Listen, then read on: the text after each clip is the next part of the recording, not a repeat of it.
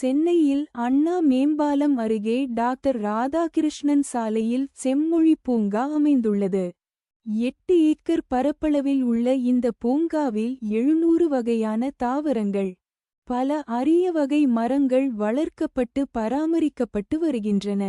ஊட்டியில் உள்ள பிரபல தாவரவியல் பூங்காவைப் போல செம்மொழி பூங்கா வடிவமைக்கப்பட்டுள்ளது. ஊட்டி தாவரவியல் பூங்காவில் கோடை சீசனின் போது நடத்தப்படும் மலர் கண்காட்சி மிகவும் ஃபேமஸ். இதனை பார்க்கவே ஏராளமானோர் ஊட்டி செல்வார்கள். அதேபோல சென்னை செம்மொழி பூங்காவிலும் மக்கள் கண்டு மகிழும் வகையில் தோட்டக் கலைத்துறை சார்பில் மலர் கண்காட்சி நடைபெற உள்ளது.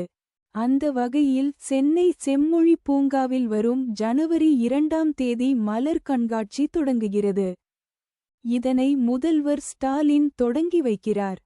சுமார் 30 லட்சம் மலர்கள் இதற்காக கொண்டு வரப்படுகிறது. மேலும் மலர் தொட்டிகள் தயாரிக்கும் பணியும் இதற்காக அனைத்து பூங்காக்களிலும் நடைபெற்று வருகிறது. மலர் கண்காட்சியில் தினமும் காலை 10 மணி முதல் இரவு 8 மணி வரை பார்வையாளர்கள் அனுமதிக்கப்படுவார்கள். ஜனவரி 18 வரை இந்த கண்காட்சி நடத்த திட்டமிடப்பட்டுள்ளது. பல வண்ண மலர்கள் சிறப்பாக வளர காலநிலை தட்பவெப்ப சூழ்நிலை நீலகிரியில் உள்ளதால் நீலகிரி மண்ணில் மலர்கள் சிறப்பாக வளரும் தன்மையை பெற்றது.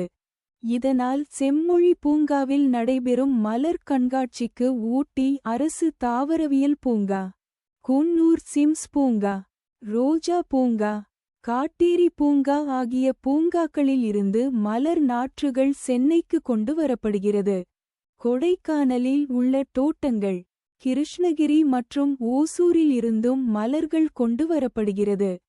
Fancy, petunia, cream delphinium, Africa சாமந்தி, பிக்கோனியா, காஸ்மோஸ், கைலேட்டியா, சால்வியா, பிளாக்ஸ், மடகாஸ்கர் ஆல்மண்ட், சங்குப்பூ, ஆரம் லில்லி, நீல டெய்சி போன்ற விதவிதமான ரகங்கள் மலர்கள் கண்காட்சியில் இடம்பெறுகிறது.